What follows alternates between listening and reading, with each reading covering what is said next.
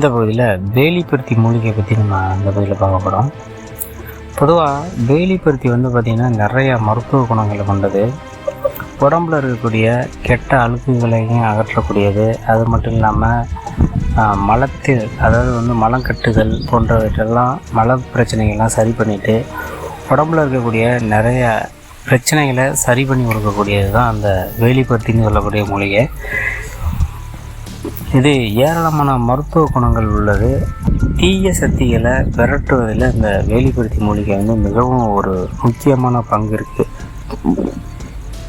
எந்த ஒரு கெட்ட விஷயங்களையும் வியாதிகளையும் விரட்டும் வல்லமை கொண்டது இந்த வேலிப்பருத்தி என்று சொல்லக்கூடிய இந்த மூலிகை. இன்னும் ஏராளமான மருத்துவ குணங்களை உள்ளடக்கியது தான் அந்த வேலிப்பருத்தி மூலிகை.